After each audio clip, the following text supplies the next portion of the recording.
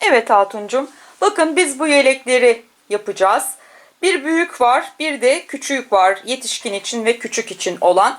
4,5-5 numara şişler kullanıyoruz. Yetişkin olan da Kartopu Aksoft. Benim elimde projelerde hem kalanları kullanacağım hem yenisini açacağım. Yaklaşık 3,5-4 arası ip gidecek. Bu gördüğünüz küçük olan için 3 yaşa kadar giyebileceği bir yelek. Bunda yana 7 ilmek verip öyle başlıyoruz. Yetişkinde 11 ilmekle başlıyoruz. Biz yetişkini anlatacağız videoda. Dediğim gibi 4,5-5 numara şişlerle, yumuşak iplerle kışlık bunu yapabilirsiniz. Biraz gidişatında belki anlamakta problem çekeceksiniz ama daha sonra birkaç tane bile yapacağınızı düşünüyorum. 40 bedene kadar bu. 38-40 beden arası ve gördüğünüz gibi böyle yan taraftan başlanıp yapılan ve daha sonra ilmek çıkarma yöntemiyle devam edilen, omuzlarda ve sadece sırtında dikiş olan, dikiş de değil hatta birleştirme yaptığımız bir modelimiz. Birazdan anlatımına geçtiğimde daha iyi kavrayacaksınız zaten. Şimdiden herkese kolay gelsin. Beğendiğinizse ne mutlu. Zaten fotoğraflarda da üstümde göreceksiniz. Küçük olanı da küçük mankenimizde görürsünüz. Hangisini yapmak isterseniz onu yaparsınız. Hubakbi'den sevgiler. Şişimize 11 ilmek attıktan sonra döndürdüm bu şekilde ve ilk ilmeğime bakın bu şekilde giriyorum ve şunu şöyle yapalım ki sökülmesin. Evet. Ters bakın. Örerken çıkarmıyorum. Şuradan alıyorum ve böyle giriyorum. Ters gizli arttırma yapıyorum. Bir daha göstereceğim anlayalım diye. Bakın 3, 6, 10 ilmeğimiz var. 11.'yi attım. Hemen başlayacağımız için şu ipi sökülmesin diye böyle yaptıktan sonra ipi böyle aldım ve ilkine böyle girdim. Ters örüyorum. Fakat şişten çıkarmadan şu arkayı biraz bollaştıralım. İlk başlarken böyle başlıyoruz. Tekrar buraya giriyorum. Ters arttırma yapmış oluyorum. Yani bir ilmeği 2 yaptığımız düz arttırma şeklini burada ters olarak kullanmış oluyoruz. Bir düz yapıyorum. Bu bizim bir düzümüz. Direklerimiz oluyor. İki yanından hep artma yapacağız. O yüzden bu düz şimdi. Ve burada yine yanından böyle giriyorum. Ters örüyorum. Ve yine buradakine de arkadan böyle girerek ters arttırma yapıyorum. Bu sırayı ters öreceğimiz için ters arttırma yapmak zorundayız. Geçtiğimiz günlerde yayınladığım pançoda da bu ters arttırma çeşitlerinin başka bir şeklini göstermiştim. Birazdan onları kullanacağız. İlk sıra için geçerli olan ters arttırma şeklini de bunu kullanacağız. Böyle yapıyoruz. 2, 3, 4 ve 5. 5 tane ters ördükten sonra burada yine şu ilmeğe ters örüyorum. Bir de arkadan girerek ters örüyorum. Aynı ilmeği yine bir ters arttırma yapıyorum. Bu ilmek düz. Çünkü bizim ayrım direğimiz, artım direğimiz daha doğrusu. Düz ördüm. Şimdi en sonki ilmeğe yine böyle giriyorum. Ters örüyorum ve arkadan yine girerek aynı ilmeğe 2 yapıyorum. Ters arttırmayı yapıyorum. 4 ilmek artmış olduk. 11 ilmek başladık. 15 ilmek olduk. Bu artma yaptığımızda 2 ilmek bakın 2 ilmek burada var. Bu sırayı ters geçeceğimiz için bu bizim ön sıramız esasında. Fakat bu akordeon örneğini yapacağımız için ters geçecek ve bu iki düzlerde bizim artım ilmeklerimiz oluyor. Onların yanından artma yapacağız. Arkaya dönüyoruz. İp buradayken ön tarafımız çünkü direkt başladık buna. Evet. Bu ilmeği boşaldım. Bakın böyle. Bir tane düz ördüm ve artım ilmeği olan direk ilmeğimi ters ördüm. 3, 4, 5. Bakın şöyleyiz. İlk ilmeği boşaldık. Bir tane düz ördük. Artım direğimiz için bir tane ters ördük ve 3, 6, 9 düz ördük orta için. Artım direğimize geldik. Arka tarafımızda artma olmadığı için onu da ters ördük. Bir tane düz ördük ve bir tane de ters ördük. Birazdan bunları boşalacağız. Yan ilmeklerden bahsediyorum. Ön tarafa döndüm. Bakın 2 ters sıramız gözüktü. Şimdi burada 3. öndeyiz hatuncum ve bir tane bunu boş alıyorum ilk kenar ilmeğimizi. Burada düze çevirmemiz gerekiyor. O yüzden bir tane düz örüyorum. Bakın artım direği, bunlar tersken bu düz. Onun yanından artma yapacağımız için artık gizli arttırmalara geçiyoruz. Geçen günkü pançoda bunları da gösterdim. Hem düz arttırma şeklini hem ters arttırma şeklini. Sağa doğru gizli düz arttırma yaptım. Artım direğini düz ördüm. Burada da hemen yanında sola doğru düz arttırma yaptım. Bu sağa doğru yanındaki bu düz direğimiz, bu da sola doğru arttırma.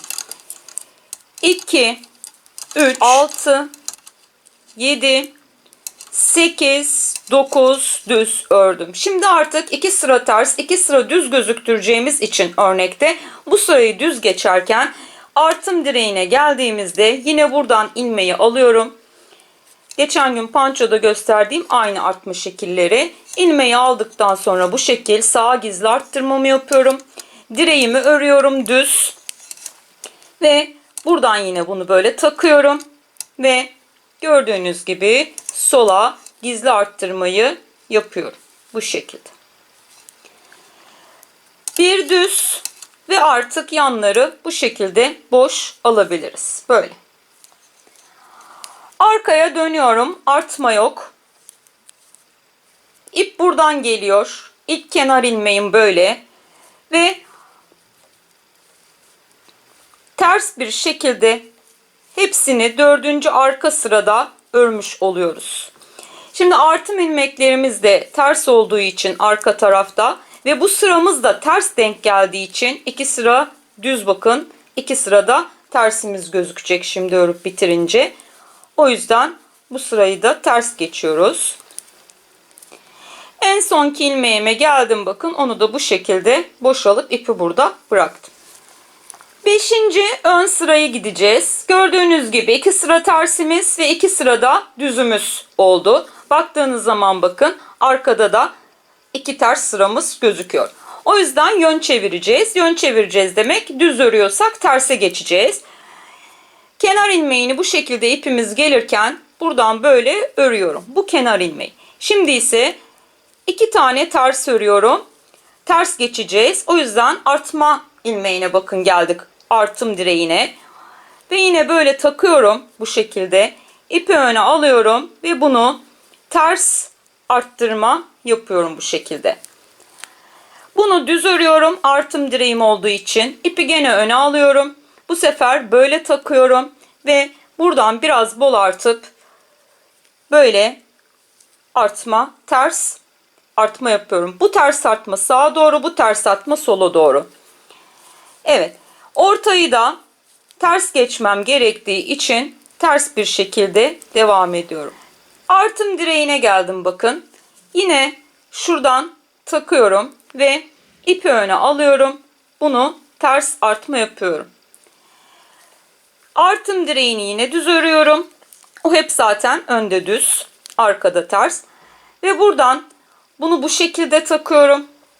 İpi öne alıyorum ve bol artıyorum. Bu şekil girerek sola ters arttırmamı yapıp 2 ters örüp bir boşla bitirmiş oluyorum 5. önü. Böyle eğer burada düz sıramız denk geliyorsa düz arttırma, ters sıramız denk geliyorsa artım direklerinin yanından ters arttırma yaparak yolumuzda ilerliyoruz. Geçen gösterdiğim pançoda tekrar söylüyorum. Bu artma şekillerini kullanmıştık. Ve şimdi 4 tane bu kenar ilmeği ve 3 tane düzle başladım. Çünkü düz sıra yapmamız gerekiyor. Artım direğini ters ördüm. Diğerlerini ortayı düz örüyorum. Artım direğine gelince yine ters örüyorum. Arkada artma olmadığı için bakın ikinci sıra düzümüzü de böylelikle gitmiş oluyoruz. Artım direğine geldim. Bir ters ördüm. 3 düz ördüm. Ve bunu da boş böyle yaptım. 6. arkayı da böyle bitirmiş olduk. 7. ön sırada yine kenar ilmeğini bu şekilde ördüm. Zaten bakın 2 ters sıramız gözüktüğü için düze geçmem gerekiyor. Artıma kadar düz örüyorum. Yine düz arttırma yapmam gerekiyor. Düz ördüğüm için bu sırayı ve bu şekilde düz arttırmamı yaptım sağa doğru. Düz artım direğimi ördüm. Sola doğru gizli arttırmam için bu şekilde yaptım ve ortayı da düz örmem gerektiği için örüyorum. Artım direğinin önünde tekrar düz ve sağa doğru gizli artmamı yapıyorum. Düz örüyorum artım direğini ve sola doğru gizli artmamı yapıyorum. 3 düzden sonra bir de boş yaparak 7. önü bitiriyorum. Kenar ilmeğimi 8. arka için aldım ve ters örmem gerekiyor. Bakın tek arada 2 düz sıramız var. Bakın tek ters sıra gözüküyor. O yüzden ters örmem gerektiği için tüm ilmekleri artım direkleri de arkada ters örüldüğü için bu sırayı olduğu gibi ters geçiyoruz. Boş aldım ve ön tarafa dönüyorum. 9. ön oluyor. Çok da saymaya gerek yok ama artık çünkü hep aynı işlemleri yapacağız.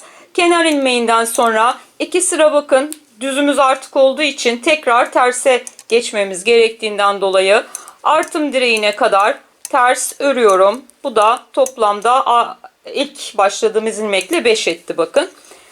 Kenar ilmeğiyle beraber. Şimdi yine ters arttırma yapacağımız için ters ördüğümüzden dolayı bunu böyle taktım. İpi öne aldım ve ters sağa doğru gizli arttırmayı yaptım. Artım direğini düz ördüm. Buraya böyle giriyorum. Bu şekilde ipi öne alıyorum. Bunu böyle bollaştırıyorum. Ve buradan girerek ters arttırmamı sola doğru olanını yapıyorum. Ve ters devam ediyorum. Artım direğime geldim. Yine ters arttırma yapacağım için sağ tersi yaptım. Artımı düz ördüm. Ve bu şekilde giriyorum. Ters sola arttırmamı yapıyorum. 4 ters örüyorum.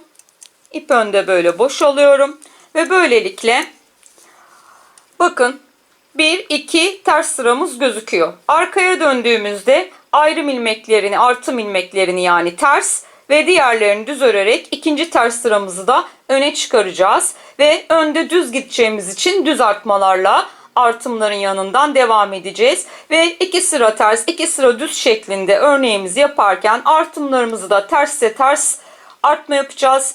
Örerken düzse düz örüyorsak düz artma yapacağız şeklinde bunu büyüteceğiz. Gördüğünüz şekli elde edeceğiz. Baktığımız zaman bakın yeleğimizin yan taraflara denk gelen kısmının şekli bu. Bunu elde etmemiz gerekiyor. Hatuncuğum.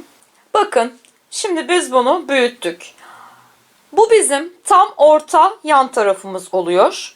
O yüzden de aslında bu genişliği ayarlamak biraz da ölçeceğiniz, kendinize göre ölçmenize de bağlı. İstediğiniz genişliğe de bağlı. Fakat ben burada şu anda 28 yanlarda arttırarak olduk. Ortada 61 ilmek. Bir burada da artım ilmeklerimiz var. Ayrım direklerimiz hangisini dersek 2 de onlar var. 61 orta, 28 yanlar, 1 ve 1 de artım direklerimiz şeklindeyiz. Burada bakın en sonki artmamızı ters sırada yaptığımız için ters sırada bekletmemiz gerekiyor bunu. O sebeple buradaki ilmekleri böyle bir şişe ya da ipe alıyoruz. 28 ilmeği böyle bekleteceğiz.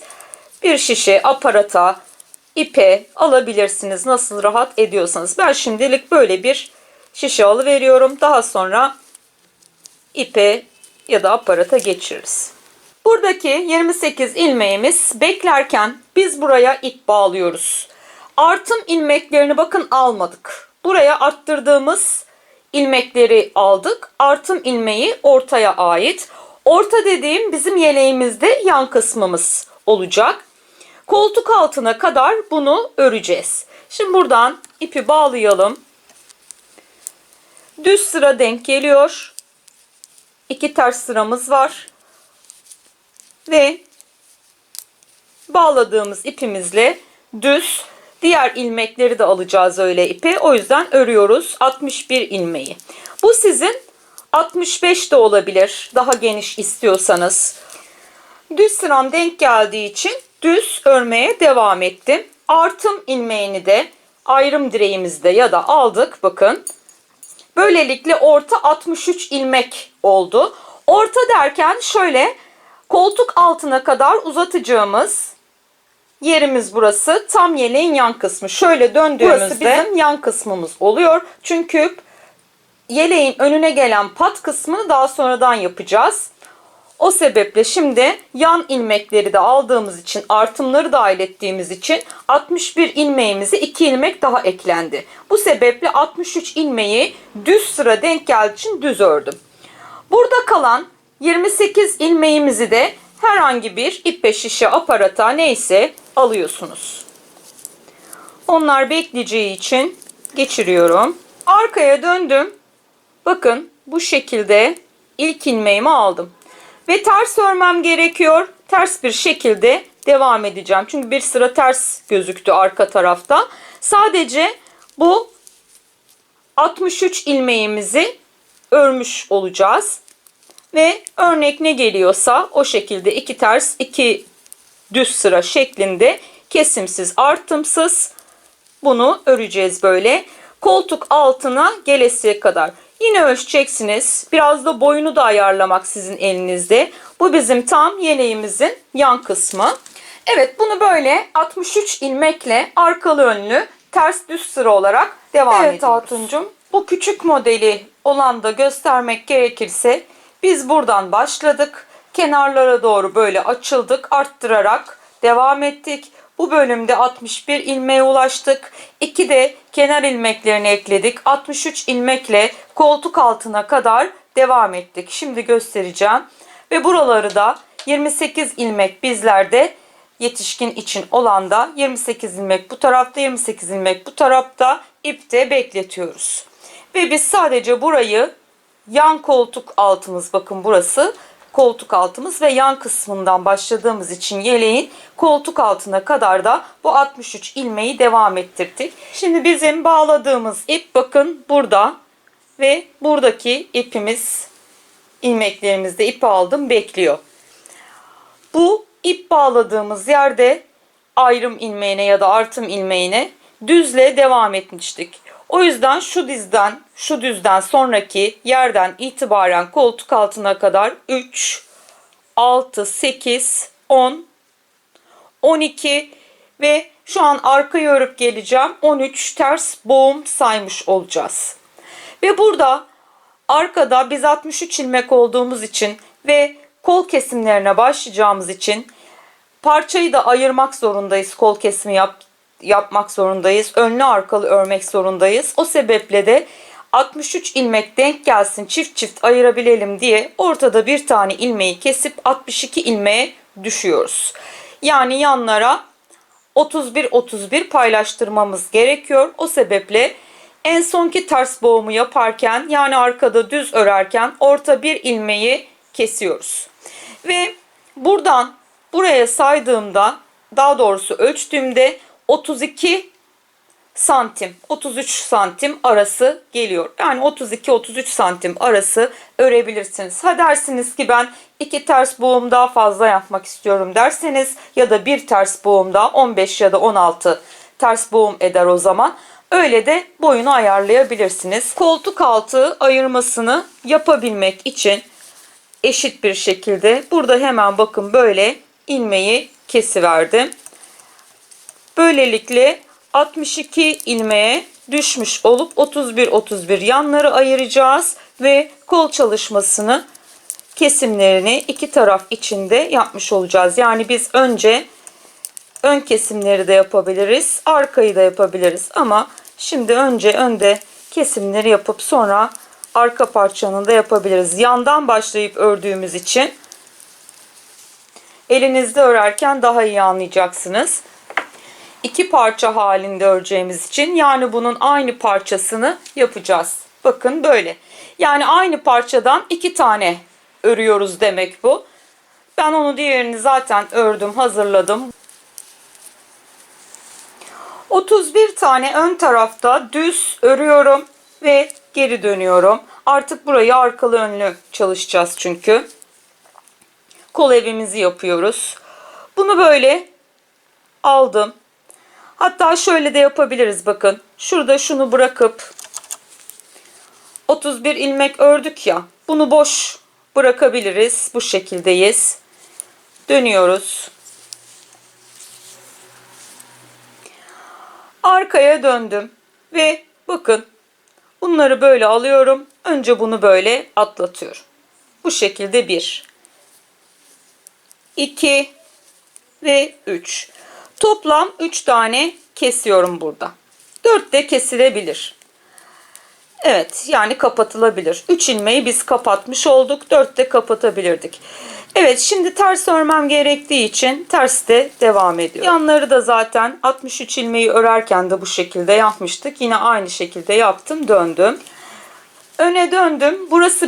Burası bizim ön yaka tarafımız oluyor. Burası da kol kesimini, kol altı kesimini yaptığımız yer oluyor. Kafanız karışmasın. Çünkü biz yeleği yandan başlayıp ördük. O sebeple şimdi burada yine ters örmem gerektiği için ters bir şekilde bakın devam ediyorum. Ters örerken geldim ve burada 3 tane ilmeğim kaldı. Ve böyle ters kesim yapıyorum, bakın böyle. Ve bunu da boş almam gerekiyor. Boş bir şekilde alıyorum. Böyle alalım. İp önde. Böyle. Dönüyorum. Önce 3 ilmek kapadık ama artık kapamıyoruz da kesiyoruz. Bakın ilk ilmeğimi bu şekilde yine ip buradan gelirken boş bıraktığım için ördüm. Ve düz örmem gerekiyor. Devam ediyorum. Öne ikinci ters sıramı çıkartmış oluyorum. Arkada düz örerek.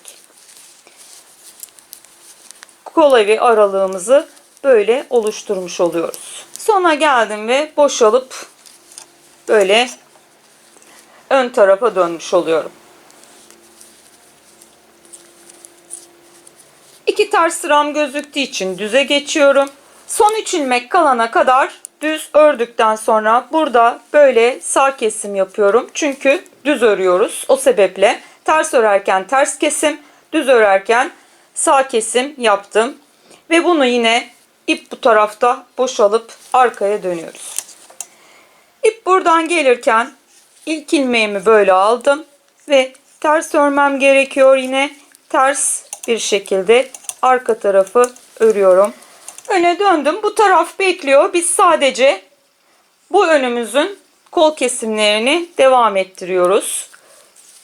Bu tarafta arkaya dönecek kısım. Bu bölümümüzde yan kısmımız böyle. Biz şimdi buranın kol kesimlerini ön tarafın devam ettiriyoruz. Böyleyiz.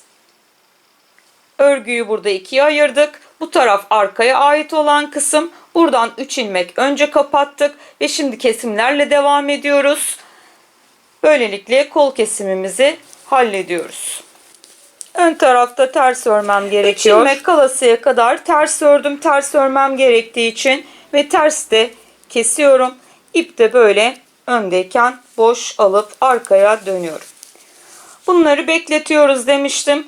İsterseniz bir ipte de bekletebilirsiniz ama benim gibi sadece burayı bu şişte yine bekleterek aynı şişle örebilirsiniz. Hangisi kolayınıza gelince. Bakın bir ters sıramız önde gözüktüğü için arkada yine düz örüyorum. Öne döndüm. Düz örerek yine 3 ilmek kalasıya kesim yerine geldim koltuk için. Ve sağ kesim yapıyorum düz ördüğüm için. Bunu da yine böyle boş alıyorum. Arkaya dönüyorum. Evet Hatuncum. Burada bu kol altı kesimimiz 3 ilmeği kapadığımız ve sonradan da 3 ilmek kalasıya örüp de ters örüyorsak ters kesim, düz örüyorsak düz kesim yaparak devam ettiğimiz ve 19 ilmeğe kadar indiğimiz bölümümüz. Burası da yaka kısmımız. Yani burası kol oyuntumuz. Yan taraftan başladığımız için. Burası koltuk altımız. Bu yan çizgimiz oluyor burası bizim yani. Birazdan bu tarafta da arka kol için, arka koltuk altı için kesim yapacağız. Burası tam ortamız oluyor.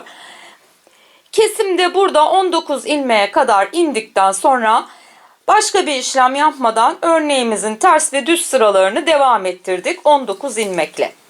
Şu bölümü de söyleyeceğim. Biliyorsunuz burada da bu artım direklerini de alıp tamamladığımızda 63 ilmekle 13 boğum saymıştık ve siz 14, 15, 16 boğum da yapabilirsiniz biraz daha uzun istiyorsanız demiştim. Ve buradan itibaren burada bir ilmeği kesip 2'ye ayırmıştık 31, 31. 3 ilmeği burada kapatmıştık ve kapattığımız yerden itibaren kesimlere devam etmiştik.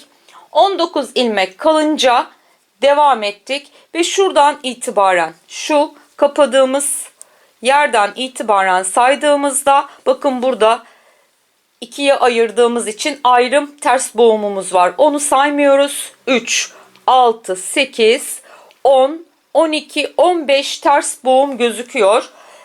Santim olarak 22-23 santim şuradan itibaren omza kadar gelen kısım. Bunu siz 24 santim de yapabilirsiniz. Yani bir ters boğum daha çıkarabilirsiniz. Ben şimdi burada 23 santim falanken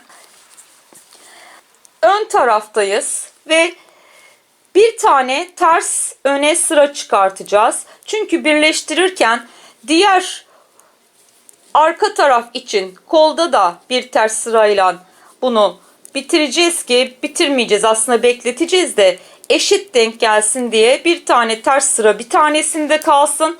Bir tane ters sıra diğer kol için kalsın, omuz için daha doğrusu. O şekilde eşit birleştirebilelim diye 2 ters sıraya tamamlamıyorum. Bir ters sırayı örüp bunu şişte veya ipte bekleteceğiz. Evet biz böyle buradan başladık ve böyle devam ettik geldik. Burada kol ayrımını koltuk altı için yaptık. Bir önü örmüş olduk. Kol kesimlerini de yaparak yarım ön örüyoruz tabi sonradan tamamlayacağımız için. Burası için de şimdi aynı şey geçerli. Buradan ip bağlıyoruz ve yine 3 ilmek kapıyoruz. Şu bekleyen ipimizi de uzun bırakıyoruz. Bunlar şişte bekliyorlar. Evet ben size yan taraftan başladığımız yeri küçükte gösteriyorum. Küçükler için olan yelekte gösteriyorum. Küçükler için olan yelekte 7 ilmek başladığımız yer. 11 ilmekte bizim yetişkine başladığımız kısmımız. Ve buralar ipte beklettiğimiz yan ilmeklerimiz. Biz bu orta kısmı koltuk altına kadar ördük. Daha sonra da şu bölüm ön kısmı omza kadar ördük. Şimdi bu taraf arka kısmın omuz bölümüne kadar olan kol kısmını yapacağız. 31 ilmeği ayırdığımız bir tarafa tam orta kısımdayız. Bakın ipimiz burada. Buna hiç ip bağlamıyorum. Bunu bu şekilde alıyorum. Bunu örüyorum ve atlatıyorum. 1 2 3 Düz örerek 3 taneyi kapadım. Bu ipi buraya sabitlersiniz. Şimdi ise zaten düz örmem gereken sırada olduğum için düz örüyorum. Bu sefer arka tarafın kolunu omza kadar çalışmış olacağız. Düz örerek sona geldim. Arka tarafa döndüm. Arka tarafı ters örerek geldim. İlk ilmeği yeni olduğu için örebilirsiniz de boş bırakabilirsiniz de. Burada boş alıyoruz ördüysek. Şimdi terse geçeceğiz. Fakat bunu boşaldıktan sonra terse geçeceğimiz için hemen ters kesip sıraya ters devam ediyorum. Ön tarafta bunu boşaldıktan sonra hemen ters kesip devam ediyoruz. Diğer tarafı simetrisini buraya çıkarmış oluyoruz. Arkaya döndüm. Düz örerek öne 2 ters sıramı çıkartıyorum. Öne döndüm. İpim buradan gelirken ilk ilmeği gene aldım ve bu sefer bunları bu şekilde çevirip sola kesim yapıyorum. Düz öreceğim için de düz olarak sola kesim yaptım. Hatuncum. Burada da sol kesim yapmış oldum ve sırayı düz gittim. Arka tarafa döndüm. Yine ilk ilmeğimden sonra ters örmem gerektiği için ters olarak örüyorum. Evet, arkayı ördüm, bitirdim. Öne döndüm ve yine bu ilmeğimi böyle aldım. Terse geçeceğim için bu ikisini ters böyle kestim ve ters olarak da devam ettim. Yine 19 ilmek kalasıya bunu yapıyoruz. 19 ilmek kalınca da omza kadar yine ters ters sıralarımızı 2 ters 2 düz diye devam ettiriyoruz. Aynı şekilde bunu uyguladığımız kol sistemini omza kadar, buna da aynı boy olana kadar 19 ilmek kalacak. Sonrası için aynı boy olana kadar 19 ilmekle örneğimizi omza dek devam ettireceğiz. Evet Hatuncum, gördüğünüz gibi biz böyle bir parça örmüş oluyoruz. Aynı parçadan 2 tane yapmamız gerekiyor. Ve böyle yaptığımız zaman 19 ilmek burada bekliyor. 19 ilmek de şimdi burada var. Bu bölümü omzu ekleyebilmemiz için bir ters sıra daha örmüş oluyoruz. Yani 15 tam ters sırayı bitirmiş oluyoruz boğumu. Burada da bir ters sıra gözüktürmüş oluyoruz. Aynı şekilde bu parça için de geçerli. Burası ön omuz ve kol kısmı. Burası ise arka. Burası da tam omzumuzu birleştireceğimiz yer. Tam omuz çizgisi oluyor. İkisi de bakın. Burada da ters sıra gözüküyor. Burada da ters sıra gözüküyor. İşte eşit olması açısından öyle yaptık. 2 ters sıra yapsaydık, onları bitirip yapsaydık olmazdı. Hoş durmazdı. Evet. Böyle ön yüzleri içte kalacak şekilde bakın tuttum. Çevirdim. Ters çevirdim yani modeli. Bu şekilde böyle. Şimdi omuz kısmını tersten birleştirme yapacağız. Zaten ipimiz bekliyordu. 2 ilmeğe de böyle giriyorum. Terste şu anda. İkisi de bakın ters tarafları. Ve içte yine söylüyorum. Doğru tarafımız var. Ön tarafımız var. Evet, ikisini bir yine giriyorum. Bu birleştirme şeklini çok kullandığımız için birçok videomuzda denk geldiğinizi düşünüyorum. Artık bildiğinizi kabul ediyorum. Ve böyle üzerinden atlatarak şişleri paralel tuttuk. 2 ilmeğe de birden girdik. Böyle ve bunu üzerinden atlattık. Bakın artık 3 ilmeğimiz kaldı. Ben bu arada rahat edebileceğim kısa şişlere geçtiğim için şiş rengi sizi yanıltmasın. Aynı omuzu şu anda beraber ilmekleri alarak bitiriyorum.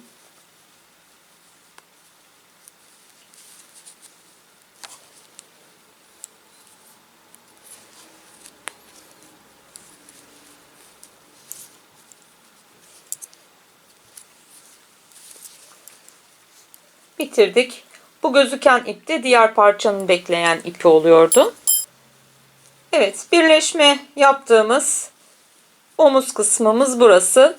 Burada da 2 ters sıra gözükmüş oldu. Burası bizim sağ önümüz oluyor. Aynı parçanın böylesini de bu şekilde diğer tarafta duranını yapmamız gerekiyor. Simetri açısından böyle ve ön taraflarını da daha sonra yapacağız. Biliyorsunuz burada ilmeklerimiz bekliyor zaten. Buradan ilmek çıkartacağız. O şekilde de ön kısımlarını yapacağız yeleğin. Parça parça yaptığımız, ilmek alarak ve şişte bekleterek çalıştığımız bir yelek şekli. Değişik modeller arayanlar için ideal ve birleştirme yerimiz omuz ve arka tarafında var.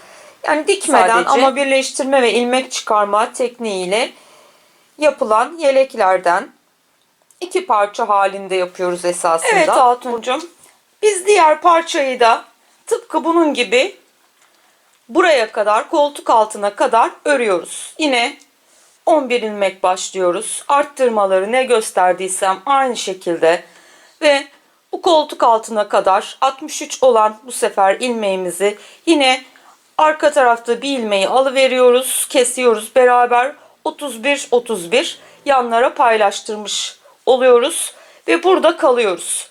Çünkü biz bakın bu parçanın kol kesimini bu tarafta yapınca simetrik çıkmak zorundayız bu parça içinde.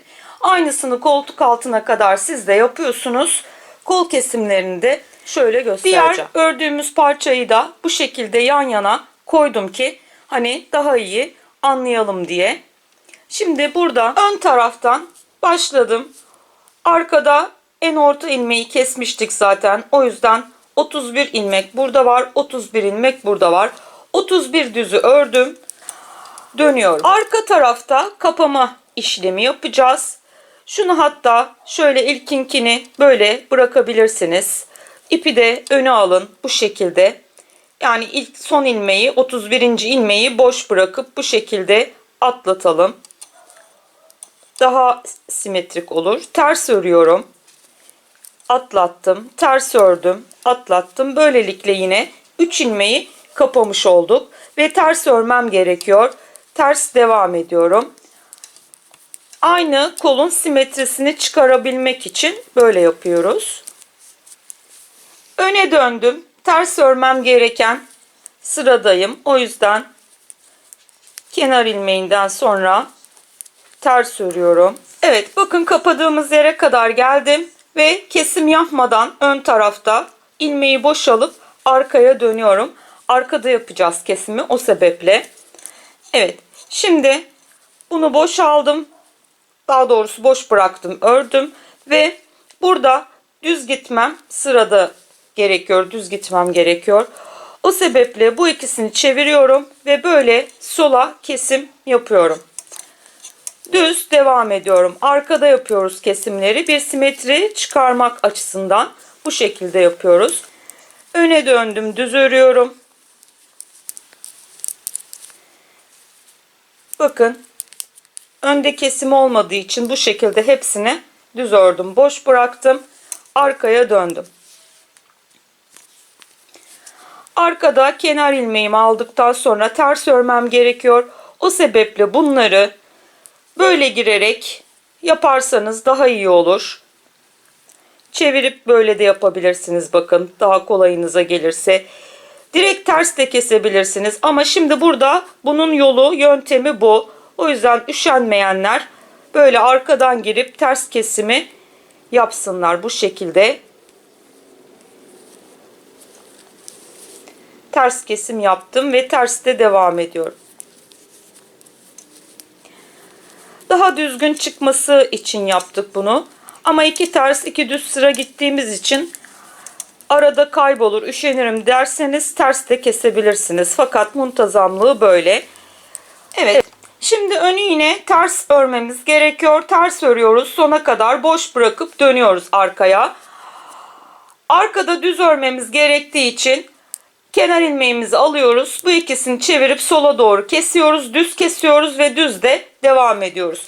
Bu şekilde yine 19 ilmek kalasıya devam ediyoruz. Diğer parçamızın omzuyla bir olasıya da 19 ilmekle örneğimizi omza dek devam ettiriyoruz. Sonra buraya ip bağlayıp yine 3 ilmeği keseceğiz. Yani biz burada yaptığımız, bu parçada yaptığımız işlemin simetrisini yapıyoruz. Bakın şöyle koyduğum zaman Bura ön taraf gözüken, bura arka taraf gözüken kolumuz. Bir parçayı böyle giyip kendinize ölçebilirsiniz.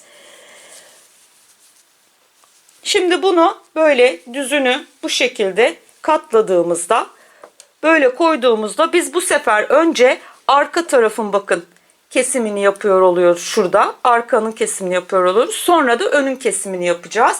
Böylelikle bu taraf kol altında da bir simetri yakalamış olacağız. Evet, bunu böyle omza dek yapalım. Daha sonra için ben burayı da göstereceğim size. Evet, önde ters ördüğüm sırada tersi bitirdikten sonra arkaya döndüm. Düz ördüğüm için de arkada sol kesim yaptım. Şu iki ilmeği. Şimdi ise yine önde düz ördüm. Bakın burada tekrar ters kesimi göstermek istiyorum size. Belki hani anlaşılmamıştır. Bu ikisine bu şekilde bolartıyoruz ve böyle tutuyoruz. Buradan girerek ters kesim yapıyoruz. Böyle. Ama bunun esası hani çevirsek daha iyi olur. Şöyle ilmekler dururken biz böyle çeviriyoruz bunları. Ve böyle arkadan giriyoruz ve ters kesim bu şekilde yapıyoruz. Arkada yapıyoruz kesimleri. Dediğim gibi bir simetri sağlamış oluyoruz. Böylelikle de ters devam ediyoruz. Düz kesimde de sola kesim yapıyoruz. Yani şuranın bakın bu kesim yerimiz ve düzler ne kadar normal çıktı. Yani yamuk bir düz çıkmadı. O yüzden yamuk yılık olmaması için o kesime dikkat ederek yaparsanız daha muntazam olur. Şimdi Hatuncum bu beklesin. Bakın ben devam ediyorum kesimlerle. Şu an 22 ilmeğe falan indim. Ama onu bekleteyim. Bunu da göstereyim. Hepsini devam edeyim video olmayan arada size diye. Evet, buradan ipimizi aldık ve bu boş. Düz örmem gerekiyor. Bakın bunu düz örüyorum. Bu boşu bunun üzerinden atlatıyorum. Yani ipi ilk ilmeğe bağlamıyoruz. O boş. 2 ve 3. Kapatıyorum. Bakın ipimiz burada. Artık sabitleyebilirsiniz. Düz örmem gerektiği için düz örüyorum. 3 ilmeği kapadıktan sonra bu şekilde diğerlerini de düz örüyorum. Biz bunları ilmek alarak ve parçalı bir şekilde dikiş olmuyor tabii ki ama birleştirmelerimiz oluyor. O şekil gittiğimiz için batik ip kullananlar atıyorum buraya batiğin mavisiyle başladınız. Aynı şekilde buna da içinden mavi ipi bulacaksınız. O yüzden yumaklar daha fazla gidecektir. Daha fazla yumak gerekecektir ama illa batik istiyorum derseniz burada başladığınız mavi ipi burada da aynı yerinden kullanmak zorundasınız ki batik ipte simetrik gitsin. Evet, şimdi ters örüyorum kenar ilmeğinden sonra arkaya döndüm. Bunda da arkada kesim yok. Önde kesim var. Çünkü biliyorsunuz önden ip bağladık ve 3 ilmeği kapattık, devam ettik. Şimdi arkayı kesimsiz örüyoruz. Evet, bunu yine boş bıraktım ve öne dönüyorum. Kenar ilmeğini aldıktan sonra ters örmem gerekiyor. Burada ters kesim yapacağız ama bakın ilmeklerimiz böyle, çevirmeye gerek yok. Direktman ters böyle kesiyorum. Kenar ilmeğinden sonra ters kestim ve terste devam ediyorum. Arkaya döndüm. Düz örmem gerekiyor. Sona dek düz örüyorum. Çünkü burada önde yapıyoruz kesimleri. Öne döndüm. Kenar ilmeğini alıyorum. Düz örmem gerekiyor. Bunları çeviriyorum ve kesim yapıyorum. Önde kesimimizi yaptıktan sonra düz şekilde ilerledim ve arkaya döndüm. Bakın tersi öreceğim. Ve buraya geldiğimde ters başlayacağım için normal ters kesim yapacağım hiç çevirmeden.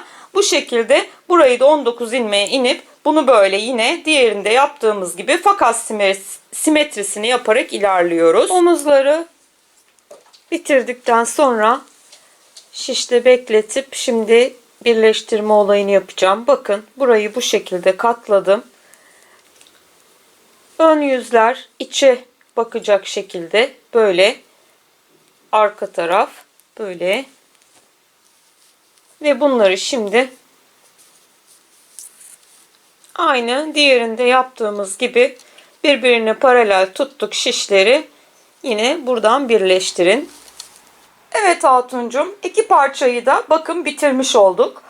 Arka ortayı tamamlamamız gerekiyor şimdi. 28 ilmeğimiz bakın burada bekliyordu. Şimdi bunları böyle koyduğumuzda arka taraf ama şöyle çeviriyorum bakın. Bunu böyle koyuyorum.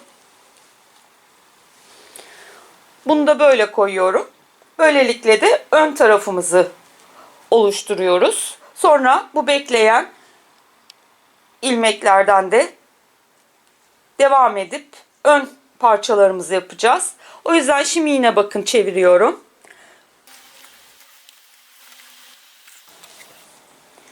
Aslında aynı yaptığımız için şu bölümler koltuk altlarımız, nasıl çevirdiğiniz fark etmez. Fakat ben göstermek için duruşunu. Şimdi buradan bekleyen 28 ilmeğimizi, burada da ipimiz vardı, düz örerek geldik. Hem şişe dizmiş olduk hem de düz örerek ipimizle, bekleyen ipimizle geldik bakın. Şimdi devam ediyoruz ilmek çıkarmaya. Şu görünen hemen artım ilmeğimiz vardı. Ondan bir tane böyle yanına 29. olarak çıkardım. Ve devam ediyorum.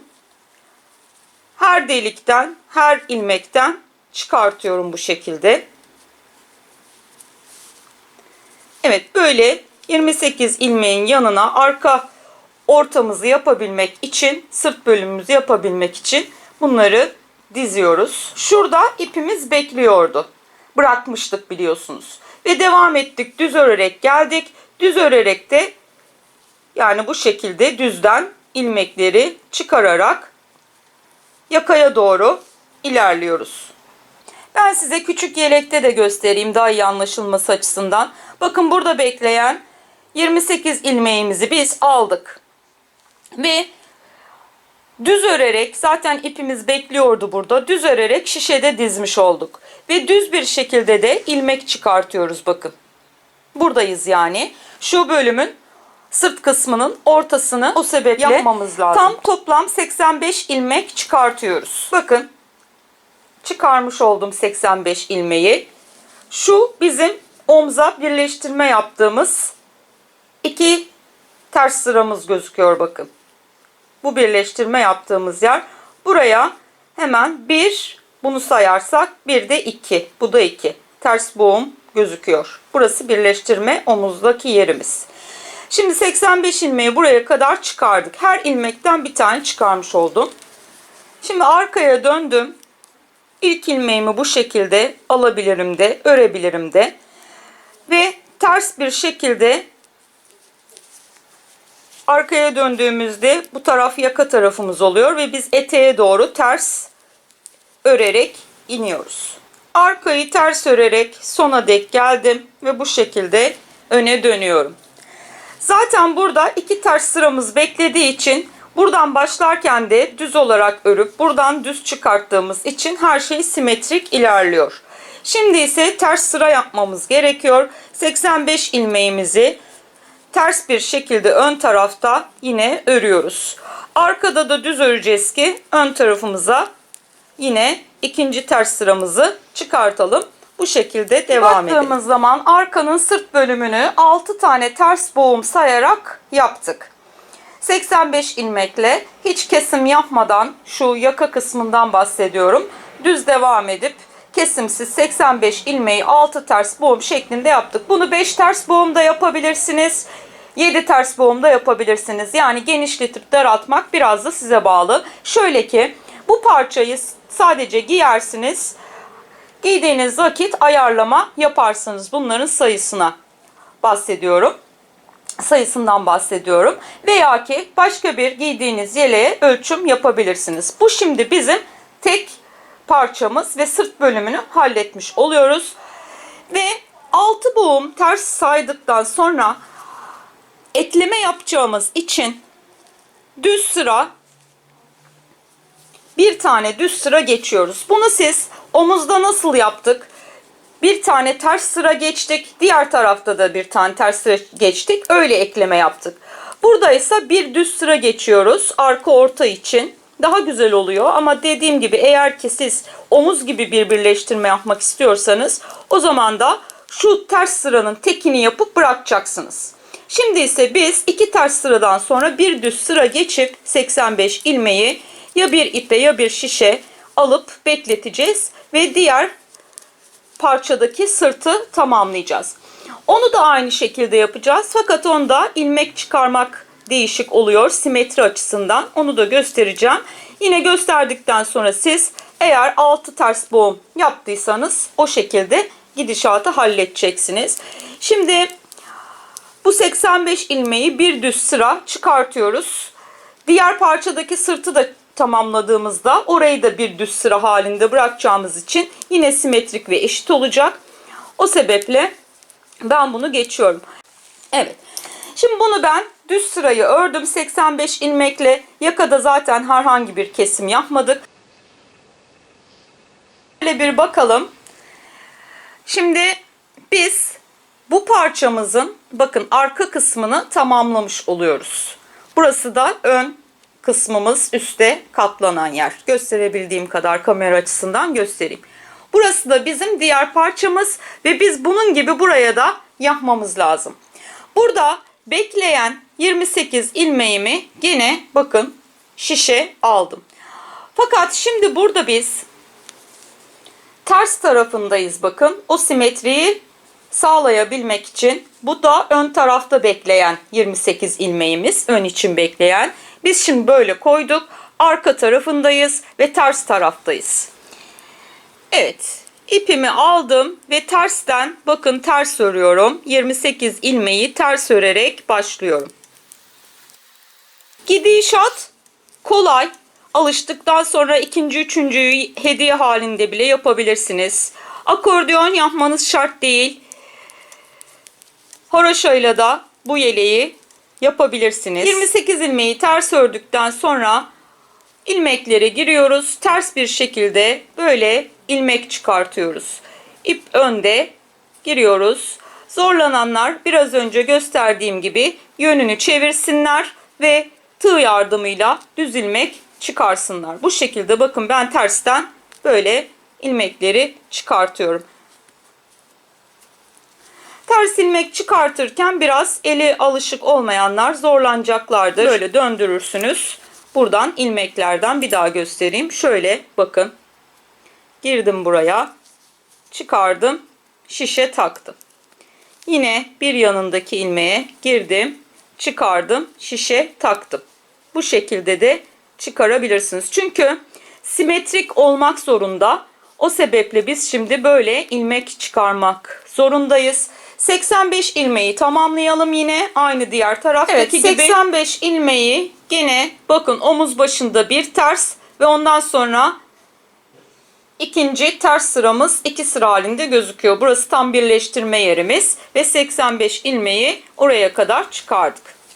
Evet, ilk ilmeği aldım. İlmekler böyle çıktığı için bu şekilde girerek düz örüyorsunuz 85 ilmeği. Şimdi ön taraftayız. Biz tersten çıkardığımız için ilmekler bu şekilde gözüküyor olabilir. O zaman böyle girerek düz örüyorsunuz. Bir defaya mahsus. Normalde böyle girmiyoruz. Böyle giriyoruz veya böyle düzeltmemiz gerekir. İlmek çıkartırken böyle olabilir. Ön tarafta döndük ve düz örerek ilerliyoruz. Eteğe kadar düz örüyoruz. Arkaya dönüyoruz. Öne ters sıra çıkartmak gerektiği için düz örüyoruz. Ve bunu da 6 boğum ya da 5 boğum yapıyorsunuz genişliği istemenize göre. Evet Hatuncum. Bakın yine ön parçalarımız şu gördüğünüz ipler 28 ilmeği bekletenler ve bu gördüğünüz parçamızda arka sırtın diğer tarafa yaptığımız bölümü. Bu da burada önceden yaptığımız. Bu ikisi omuz gibi birleşme olacak. Omuzdaki tek farkı biz burada bir düz sıra ördük bıraktık. Tamamlamadık iki sıraya. İki sıra yaptığımız için örneği Bu parçada ön tarafta bir düz sıra örerek beklettik. Şimdi burada da simetri olarak yaptığımız için ön tarafta ikinci ters sırayı tamamlayınca gördüğünüz gibi 6 tane ters boğum etti. İlmek çıkardıktan sonra yaptığımız boğum sayısı 6 oldu ve hepsi bitti. Şimdi ise ön tarafa düz çıkarabilmek için, tıpkı bunun gibi düzde bekletebilmek için burada arkaya döndüm ve burayı ters örüyorum ki öne düz çıksın. Diğer parçamızda önde düz ördük ve bakın ipimiz burada, bitirdiğimiz, beklettiğimiz ipimiz önde düz ördük. Buradaysa arka tarafta ters örüyoruz. Öne düz çıkaracağız. Diğer parçamız gibi simetrisini elde etmiş olacağız. Evet, ters örerek ve en sonki ilmeği de düz örerek bitirdik ve ön yüzler içe bakmış oluyor. Ve biz burada sırt kısmını aynı omuz ekler gibi ekliyoruz. Evet, ters yüzleri benden tarafta, ön yüzleri içte olacak şekilde bunu bu şekil yine omuzdaki yaptığımız birleşme gibi bitiriyoruz.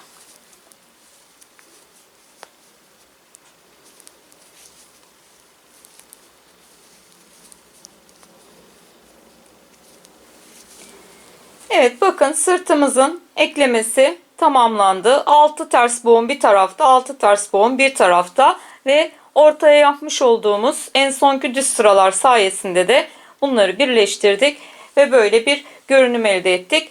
Bunu omuza da uygulayabilirsiniz. Omuzda bıraktığımız 2 ters sırayı düzde yapabilirsiniz yani. Evet, gördüğünüz gibi ön taraf ve tam iç tarafta, ters tarafta da gözüken ortamızı birleştirdiğimiz yer sırtta burası. Ön taraflarımız parçalar halinde üstünde. Yanlarda böyle ördüğümüz için herhangi bir birleştirme yok. Ortayı, omuzları birleştiriyoruz sadece. Daha sonra da ilmek çıkartıyoruz. Şimdi buradan da ilmek çıkartacağız. Beklediğimiz bu ipleri gözüken ilmek 28 tane.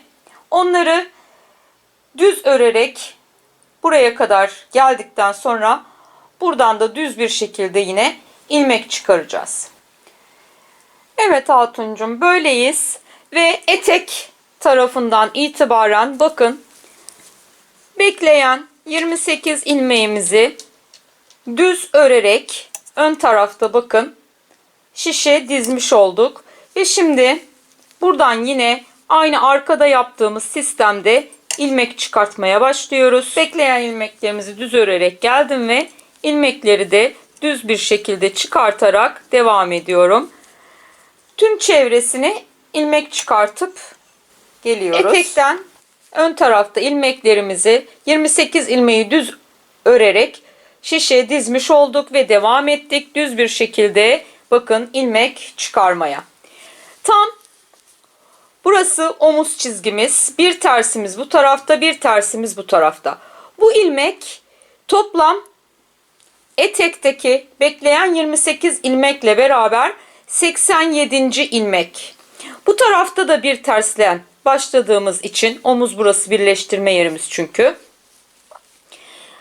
Buradan itibaren bu omzu birleştirme yerine kadar da toplam 30 ilmek. Bu 31 de olabilir, 32 de olabilir. 30 çıkardım. Yine bu omuzdan devam ettim. Bu eteğe kadar. Ve burada bekleyen ilmeklerime geldim. Şimdi onları bir şişe alıyorum.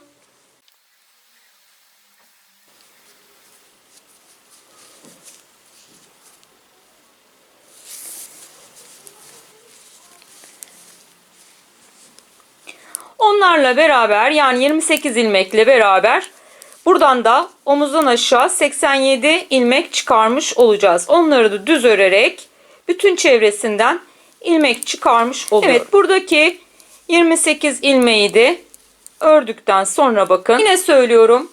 Şuradaki omuz çizgimizin Ters gözüken çizginin bu tarafında 87. ilmek, enseden 30 ilmek ve şu işaretlediğimde 1. ilmek ve toplam 28 ilmeği de burada düz örerek katınca 87 ilmek de burası. 2-3 ilmek oynayabilir. O çok önemli değil. Ama tam bu ilmeklere, gösterdiğim ilmeklere girdiğinizde hiç oynama olmayacaktır.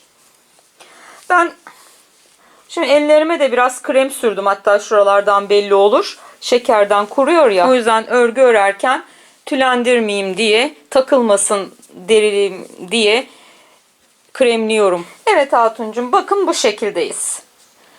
Buradan ilmek çıkardık. Enseden ve diğer omuzdan aşağıya bu şekilde çevresini ilmeklemiş olduk.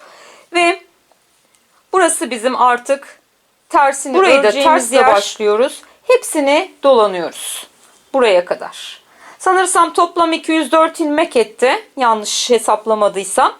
87, 87, 30. O şekilde hesaplayın. Tabi bu 1-2 fazla veya eksik olabilir. O çok gözünüzde büyümesin yanlış yaptıysanız. Önemli olan eşit olması. 87 bu tarafta, 87 bu tarafta.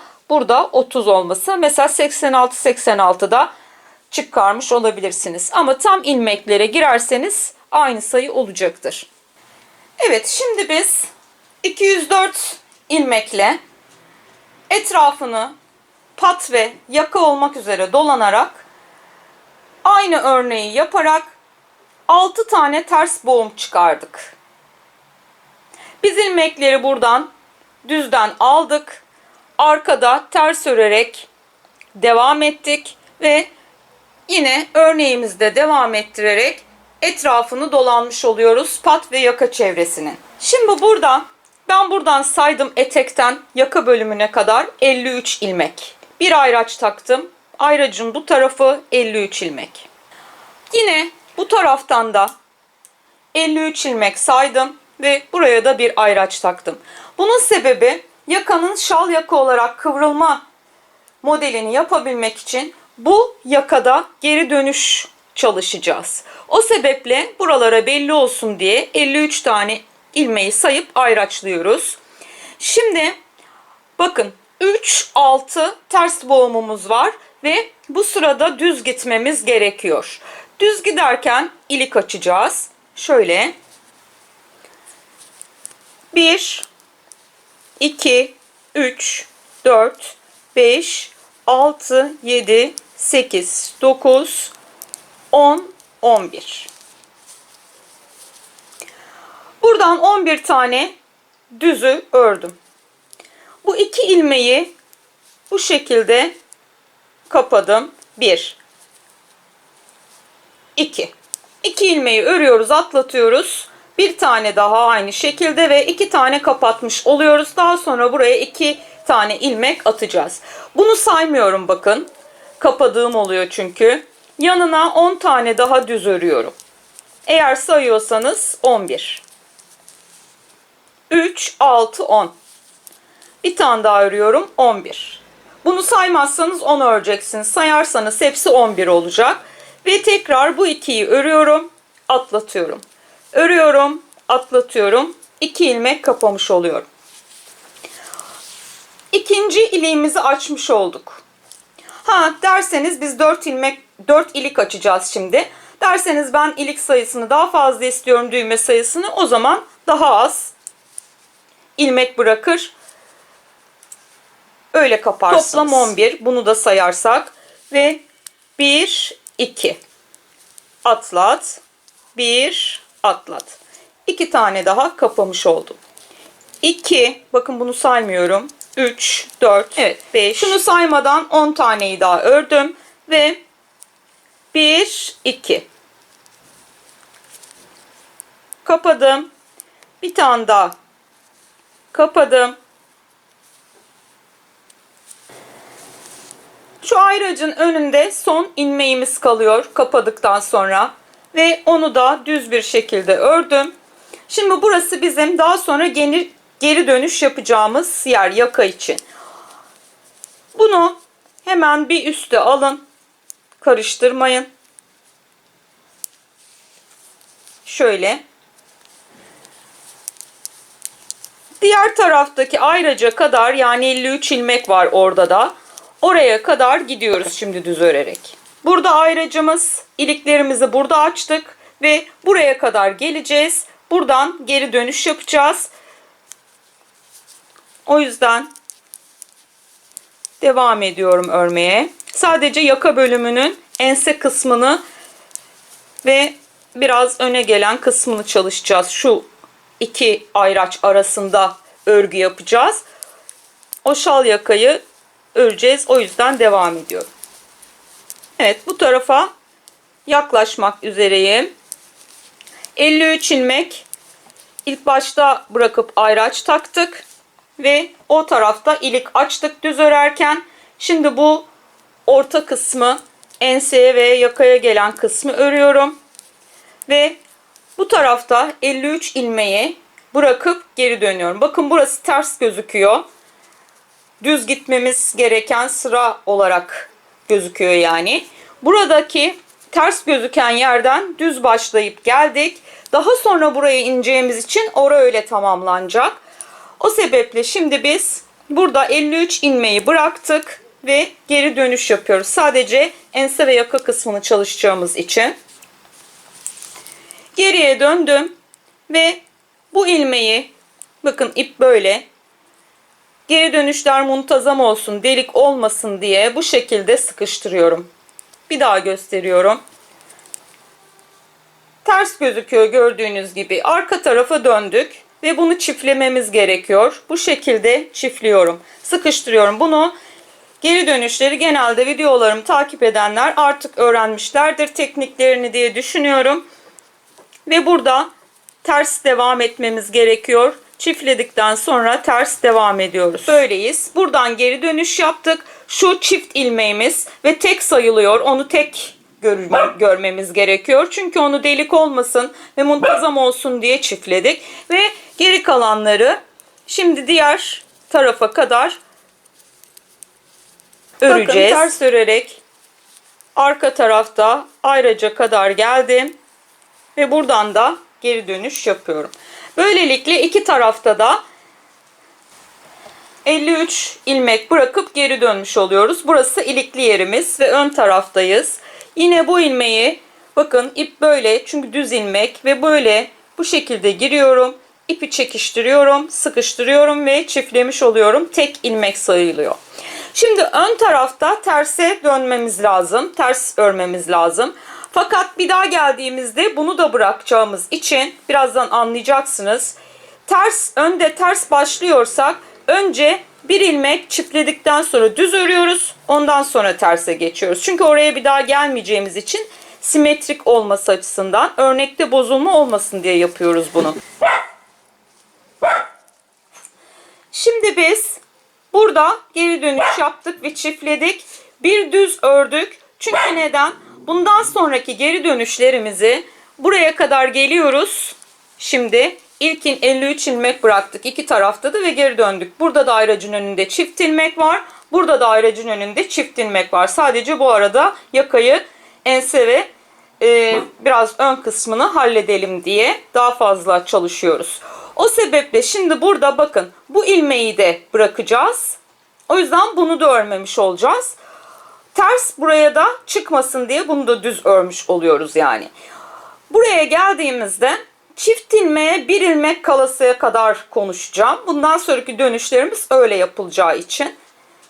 Çift ilmeğe bir ilmek kalasıya kadar bu tersi örüyoruz. Öne döndük, ilmeği çiftledik. Eğer önde ters sıramız denk geliyorsa bir tane düz örerek çiftledikten sonra başladık. Diğerlerini ters örerek ayraca gitmiyoruz bu sefer de. Çift ilmeğe bir ilmek kalasıya ters örüyoruz. Ters örerek geldim. Bakın burada çift ilmek tek sayıldığı için 1, 2, 3 ilmek kaldı. Bunu da örüyorum. Çift ilmeğe bir ilmek kaldı. Geri dönüyorum. Bundan sonraki dönüşlerimiz hep bu şekilde olacak. Evet. Geri döndüm. Ve şurada yine bakın böyle ip böyle. Buradan giriyorum. İpi çekiştiriyorum. Çiftlemiş oluyorum. Birinci çift ilmeğimiz, ikinci çift ilmeğimiz ve düz örmem gerekiyor. Düz örüyorum. Önde eğer ters sıra yapmamız gerekiyorsa işte o zaman düz, bir tane düzle başladık. O da muntazam çıksın, ters boğumu bozmayalım diye. Şimdi burada direkt düz örmem gerekiyor ve düz örüyoruz. Arkadayız zaten. Şimdi bazen diğer projelerde kalan ipleri de kullanıyorum ben. O yüzden tabii ki bağlıyorum. Ekonomik açıdan diğerlerini de kullanmam lazım. Çok proje yapıyoruz çünkü. O yüzden bu bağlamalar, mesela şunlar sizi yanıltmasın. Bu sırayı düz örmem gerektiği için yine çift ilmeğe, bir ilmek kalasıya kadar, evet az kaldı bakın, geliyorum oraya. Evet, çift ilmeğe bir ilmek kalasıya kadar yapacağım için bu çift ilmek, bu tarafta da aynı dizaynı, simetriyi sağlayalım diye bunu da örüyorum. Bakın, çift ilmek ve bir ilmek. Geri dönüyorum. Geri dönüyorum derken şu an öne dönüyorum. İki tarafımızda da şimdi bunu da bu şekilde çiftledikten sonra 1 2. Buradan da çift ilmeği sayalım. 1 2. İki tarafı da simetrik bir şekilde çıkarmış oluyoruz. Şimdi bunu çiftledim ve ön taraftayım. Düz örmem gerekiyor. Direkt başladım düze. Yine çift ilmeğe bir ilmek kalasıya düz öreceğim. Bu çift ilmekleri saydığımızda 1 2 bakın çiftlediğimiz ilmekler. Bunlar 8 olmalı. Evet, düz örerek bu çift ilmeğe bir ilmek kalasıya kadar geliyoruz. Yani şu ilmekten geri dönüş yapacağız. Evet, bakın geliyoruz. Düz örerek bunu da bırakıp geri döneceğim. Bakın, birinci ve bu da ikinci. Şimdi dönüyorum. 3. Bunu da öreyim. İki tarafta da üçüncü çift ilmeklere ulaşmış oluyoruz. Evet, arka taraftayım. Ters örmem gerekiyor. Direkt tersle başlayıp çiftledikten sonra örüyorum. O kadar zevkli ki aslında yapması. Her geri dönüşlü projede söylediğim üzere ilk başta seyrederken ne yapıyor bu kadın, deli dana gibi dolanıyor diyebilirsiniz hatuncum. Ama geri dönüşleri yapmak ve model çıkarmak çok zevklidir. O yüzden hani elinize deneyerek alıp anlamanızı tavsiye ediyorum. Her zaman söylediğim gibi geri dönüş bakarak anlaşılmaz. Anca deneyerek anlaşılır. Bu yeleği yapması da çok zevkli. Belki ilk etapta kafanız karışacaktır. Ama daha sonradan sevdiklerinize birkaç tane bile öreceğinizi düşünüyorum. Hem yakışma açısından şık duran, hem kullanış açısından kullanışlı, hem de yapma açısından zevkli bir yelek. Horoşasını da yapabilirsiniz. Tabi siz boyunu daha uzun tutabilirsiniz. İlk etapta başlarken kol altına doğru bu ters boğumları daha fazla, 2-3 tane daha fazla çıkarabilirsiniz. O zaman etrafından tabii ki geldiğimizde ilmek alma sayısı da fazlalaşacaktır. Misal 87 olmaz da 95 olur.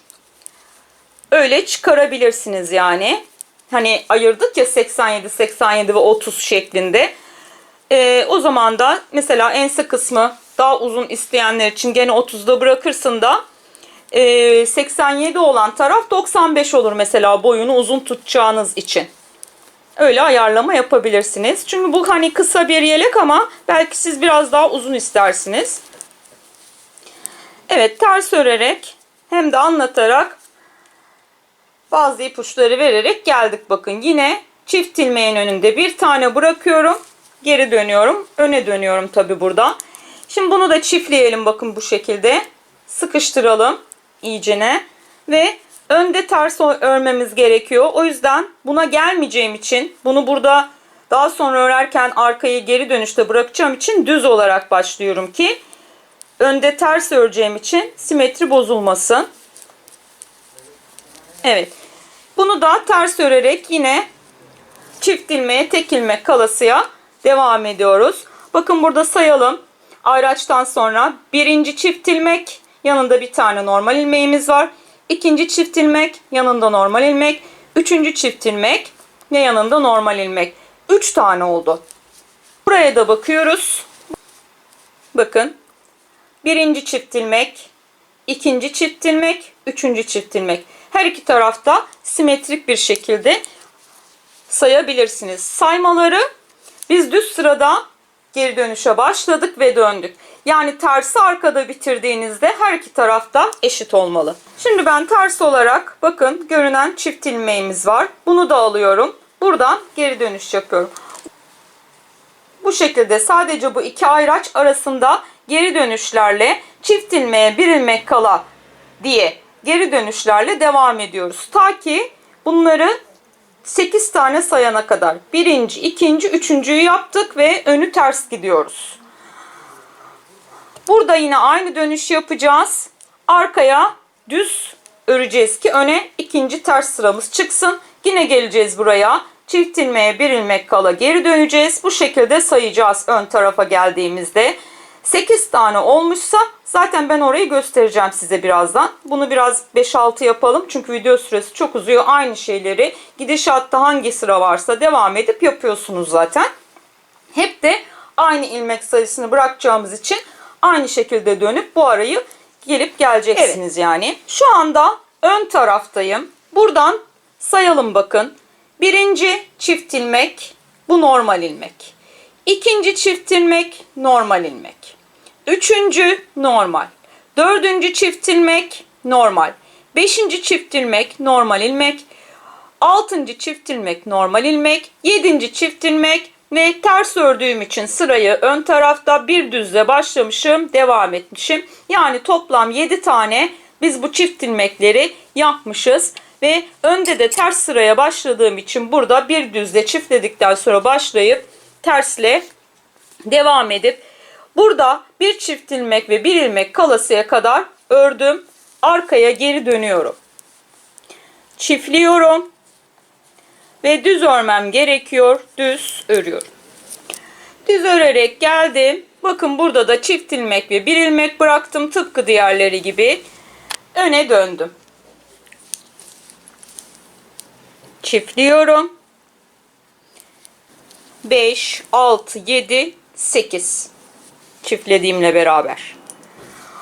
Buradan da 1, 2, 3, 4, 5, 6, 7, 8. Bakın 8 tane çift ilmekler etmiş. Aralarında tabii normal ilmekler var. Ya bunları 3, 3 böyle gözüken 3 şeklinde 1, 2, 3, 4, 5, 6, 7, 8 diye sayarsınız 3, 3 ya da çift ilmekleri sayarsınız 8 tane etmesi lazım. Bakın öne döndük. Önde çiftledikten sonra her iki tarafta da 8. Ve düz bir şekilde devam ediyorum. Geri dönüşümüz bitti. Şurası da bakın buradan itibaren 10 tane toplam ters boğum etti. Biz şu anda ön tarafta en son geri dönüşümüzü gerçekleştirdikten sonra düz bir şekilde devam ediyoruz.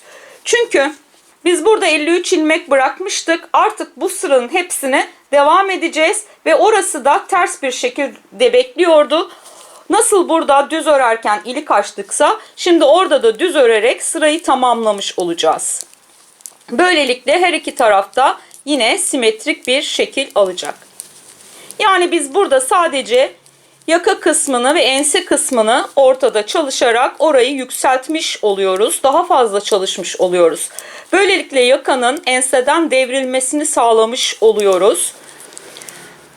Başka bir model yeleğe de bu yaka şeklini uygulayabilirsiniz. Hatta ben küçük olanda şu an tabi göstermeden pek anlaşılmaz ama V yaka kesimlerini de koydum ben orada. Yine geri dönüşlerle hallettim. Onu nasıl yaptım mesela? Buradan 62 ilmek ördüm. Bir bıraktım geri döndüm. Bir bıraktım geri döndüm. Bir bıraktım geri döndüm. Burada bir V yaka hattı kesimi oluştu. Fakat o bu yelekte süreyi çok uzatacak diye hem de kafa karıştıracak 2 defa geri dönüş yapmamız gerekecek toplamda. Hem burayı halledip hem de burayı halletmemiz gerekecek. O sebeple ben bunu bütün çıkartıyorum. Yani şu kesimleri, daha doğrusu bu geri dönüşleri yapmıyorum. Bakın bunlar V yaka şeklinde yelekte duran kesimler. Aslında kesim değil, geri dönüşler. Fakat kesimi keserek değil de geri dönüşle yapıp bu hattı çıkarmış oluyoruz. Böyle bir şal yaka şeklimiz de var.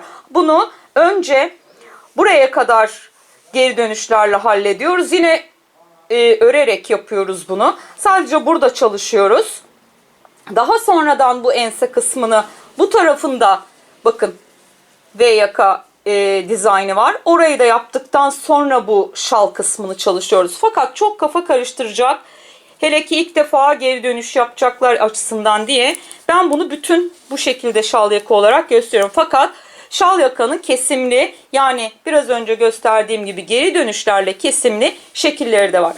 Bakın burada 1, 2, 3, 4, 5, 6, 7, 8 tane çift ilmeğimiz var. Artık geri dönüş yapmadığımız için bu çift ilmekleri düzeltmemiz gerekir. Delik olması muntazam olsun diye. O yüzden beraber girip alıyoruz bakın. Arada bir normal ilmeğimiz var. Onu normal örüyoruz. Bu çift ilmek. Çift ilmeğe beraber giriyoruz. Bunların hepsini geçen günkü pançoda da gösterdim esasında. Yine normal ilmek, çift ilmek beraber. Normal ilmek ördüm, çift ilmeği beraber ördüm. Normal ilmek, çift ilmeği beraber. Böyle. Bakın hattımızda ne kadar düzgün, deliksiz, muntazam çıkıyor. Normal ilmek, çift ilmek. Normal ilmek, çift ilmek. Beraber. En sonuncu düzeltmem gereken çift ilmeğe geliyorum. Bakın ayraç burada. Normal ilmeği ördüm ve çifte de bu şekilde girerek ördüm. Şimdi bu ayracı da geçiyoruz artık. Burada bekleyen 53 ilmeğimiz bakın ters bekliyordu. Hiç buraya gelmemiştik ya. Artık geri dönüşleri tamamladığımız için bu sırayı olduğu gibi örüyoruz. Evet, eteğe geldim. Arka tarafımıza dönüyoruz ve bakın arkada bir ters sıra gözüktü. O yüzden ters örmem lazım. Bütün ilmekleri buraya kadar ters örüyorum. Fakat şimdi buraya geldiğimizde bu iliklerimize ilmek atmamız gerekecek. O yüzden oraları beraber yapacağız. Düzeltmemiz gereken çift ilmeklerimiz var. Onları da ters örerek düzelteceğiz. O yüzden ben biraz ilerleyeyim. Video süresini kısalım. Evet bakın ters örerek arka tarafta çift ilmeklere yaklaştım. Devam ediyorum. Gördüğünüz gibi çift ilmek kısmına ters örerek geldik ve çiftlere bu şekilde girerek ters ördüm. Normal ilmeğimiz var. Ters ördüm. Çiftlere böyle girerek beraber ters ördüm. Yine ters ördüm. Çiftlere bu şekil girerek beraber ters ördüm. Ters ördüm. Normal ilmeği ters ördüm ve çift ilmeğe bakın böyle girerek beraber ters ördüm. Evet, aynı şekilde ters ördüm, beraber girdim, ters ördüm, beraber girdim diye bu çiftleri de bitirmiş olduk. Ayrıca alıyorum ki artık gerekli değil ama gene de görülsün diye aldım. 2 taneyi ördükten sonra burada iliğimiz var. Ve hemen 1, 2. 2 tane ilmek atıverin ve ters bir şekilde yine devam edin. Diğer iliğe kadar oraya gelince yine 2 ilmek atın. Evet geldim bakın. Ördüm bunu. Yine 1, 2. 2 ilmek attım. Devam ediyorum. Evet atıyorum 2 ilmeği. Terse devam. Evet geldim gene. Attım 2 ilmeği. 4 tane ilik açtık ama siz daha fazla da açabilirsiniz. Kalan ilmekleri sona kadar ördüm. Evet şimdi ön taraftayız. Ve ters örmemiz gerekiyor. Bütün ilmekleri ters öreceğiz. Attığımız ilmekleri de bakın ters ördüm. Böyle açı verdik iliği. Yine ilik üstündeyim. Attığımız ilmekleri de ters olarak örüyoruz. Ve devam ediyoruz. Bakın. Bunlar düzelttiğimiz ilmekler. Bu ayraç arası. Şu bölümde eğer eliniz sıkıysa şu hemen şuradan itibaren bir ilmek buradan arttırın. Bir ilmek de buradan gizli arttırma yapın. Eşit şekilde aradan şal yaka kıvrıldığında hani kasma olmasın diye 2 ilmek ense tarafında yaka kısmında artmış olur. Bak düz örüp geçiyordum anlatırken. Evet, ters bir şekilde bunu artma yapmak isteyenler ense kısmına yakın omuz bitim kısımlarına denk gelen yerde artma bir bu taraftan bir bu taraftan yapabilirler. Böylelikle 206 ilmeğe çıkarlar. Zaten bitireceğiz artık. O da hani eliniz sıkıysa bitirme olayı da yapacağımız için kasma olmasın diye 2 ilmek ense kısmına yakın yerlerde artma yapabilirsiniz. Evet, kollarım ağrıdı artık. Ondan parmaklar pek çalışmıyor hatuncuğum. Bitmeye yakın artık. Evet, bu sırayı böyle ters örüyoruz. En sonki iliğin ilmeklerini de ters ördüm. Ayrıca da gerek yok ama siz bilirsiniz yine de. Bakın böyle geçtim burayı ters bir şekilde. Burası ilmekleri çiftlediğimiz yerler. Evet.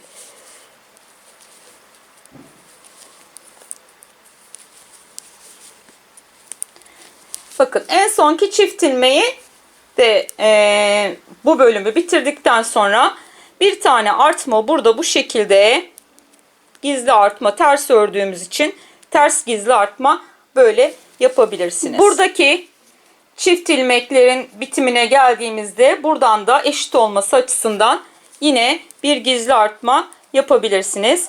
O da dediğim gibi eliniz sıkıysa kasma olayı olmaz. Rahat devrilir yaka. Ters bir şekilde sırayı bitirdim. Bakın bir tane ters sıramız çıkmış oldu. Bunu ikiye tamamlamamız lazım. Arkaya döndüm ve düz örerek son sıramızı da etrafını yapıyoruz. Sonra da bitirme olayımıza geçeceğiz. İlmekleri kapama olayımıza geçeceğiz. Düz örelim. Buraya kadar gelelim. Burada 2 ters sıramız gözüksün. İlikten sonra 2 ters sıra, yani bir ters boğum gözükmüş olacak. Onu yaptıktan sonra zaten ilmekleri kapayacağız. Evet. Arkaya da düz örerek gelince bir ters boğum daha çıkarmış oluyoruz. Ve şuradan saydığımızda 3, 6, 7. 7 tane ters boğumumuz olmuş oluyor ön patta. Yaka tarafında ense kısmındaysa 3, 6, 10 ve en sonki ile beraber 11 ters boğum oluyor. Arka zaten daha dar olacağı için, önler daha geniş olacağı için biliyorsunuz burada 6 boğum bir tarafta vardı, 6 boğum bir tarafta vardı. Sırt kısmımızda biz öyle ekleme yapmıştık. Şimdi ise önlerde iliğimizde olduğu için toplam 7 burada, 7 de bu tarafta patta oldu. Şimdi bitirmeye geçiyoruz. İlk ilmeği bu şekilde alıyorum. Ön taraftayız ve ters örerek kapatıyorum. Fazla da sıkı sıkı kapatmayın. Normal bir şekilde ters örerek kapatıyoruz. Burada isteyen ben düz örerek kapatmak istiyorum veya kordonla kapatmak istiyorum diyenler öyle tercih edebilirler. Bu şekilde ters örerek tüm ilmekleri kapatıyoruz. Biliyorsunuz ense kısmında geri dönüşün bittiği yerde bir burada bir de burada artma yapabilirsiniz demiştim. 206 ilmeği çıkanlar 206 ilmeği birden böyle ters örerek kapatıyorlar. Evet hatuncum, son 2 ilmeğim kaldı bakın. Ters örerek onları da kapattım. Böyle. Bunu şimdi ilmek çıkaracağımız için kopartmıyoruz. Evet, gördüğünüz gibi bu şekildeyiz. Ters olarak kapattıktan sonra ipliğimizi koparmadık. Omuzda ve sırt ortada birleşme yaptık. Daha sonra ilmek çıkartarak yolumuza devam ettik. Yakayı da şal yaka yaptık ve kıvrılma olayımızı hallettik. Şimdi burada ilmekleri de tersten kapadıktan sonra bakın buradayız. Burada. Etek ucuna ters kordon yapacağız. Bakın böyle gözüküyor normalde. Şura biraz daha uzun oluyor. Yan kısmı şöyle eğik duruyor. Şöyle baktığımızda. Evet. Biz buradan şimdi ilmek çıkarmaya başlıyoruz. Tümden şu etek kısmının hepsinden ilmek çıkartacağız.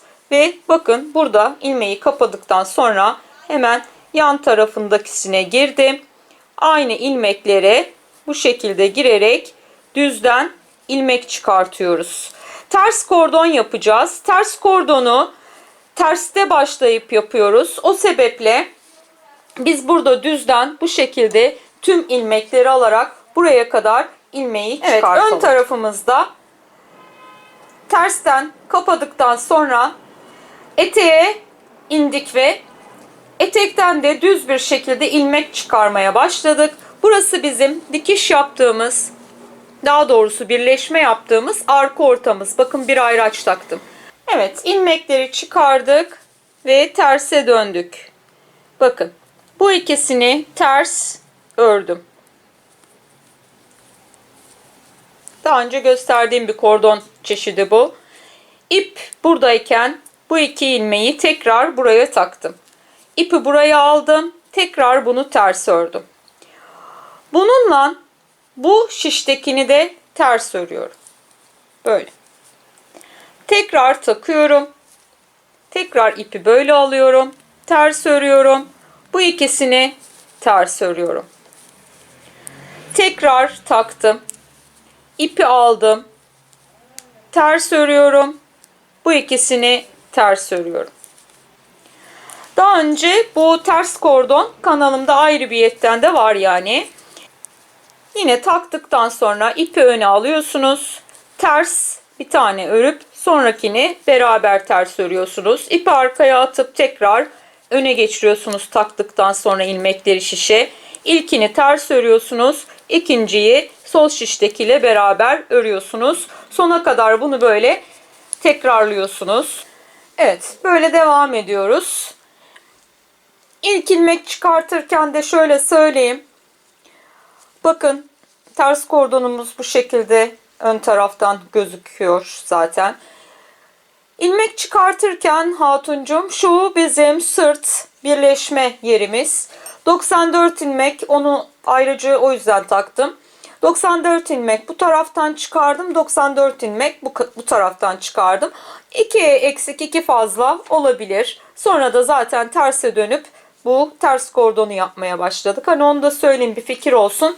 Sırt ortaya ayraç takıp yanlarından 94-94 ilmek çıkarıp sonra ters kordona geçebilirsiniz. Bakın buranın bitmiş halini de, bakın yan tarafa gelecek kısmımız bitmiş hali. Bu şekilde böyle pat ve etek kısmımız oluyor. Yine söylüyorum, boyunu biraz daha şu bölümü ilk başlarken yaptığımız ters boğum sayısını fazla yaparak uzatabilirsiniz. Kol altına daha fazla uzun tutup öyle kapama işlemini gerçekleştirebilirsiniz. Boyu için söylüyorum. Evet, bakın bunları da taktıktan sonra 3 ilmek kaldı zaten. Ters örüyorum. Ve bu ikisini de ters örüyorum. Son ilmek. Ve artık bunu bunun üzerinden atlatıyorum. Ve bitiriyorum. Kapıyorum yani. Etek ucumuzun görünüşü böyle. Ters sık iğne, sanki tığla yapar gibi ters kordon yapıyoruz. Bu şekilde. Eteğe böyle bir bitirme şekli uyguladık. Evet, kollarımızın yan taraflarının görünüşü böyle. Ama isteyen hani buraya da ister tığla ister şişle ters sık iğne uygulayabilir. Koltuk altında görüyorsunuz, bir yarıya ayırdığımız için yerimiz belli. Buradan ilmeği çıkartıyorum. Yine çıkarttım. Koltuk altından başladık. İster tığla ister şişle çıkartın. Tabi burada misinalı lazım ters sık iğne yapabilmek için. Yuvarlak örmeyeceğiz ama bitirirken burası rahat durması açısından buradan koltuk altından başladık ve düz bir şekilde ilmeklerimizi çıkardık. 70 tane, 71 tane, 69 tane o civar çıkarabilirsiniz. Bakın burası tam, burası çıkarmaya başladığımız yer, burada da bittiğimiz yer. Şimdi geri dönüyoruz. Terste yapacağımız için sık iğneyi, işte misinalı lazım olmasının sebebi burası böyle durabilsin diye. Yoksa birleşik tabii ki örmeyeceğiz ama kol yuvarlağı rahat dursun diye şişle yapıyorsak böyle.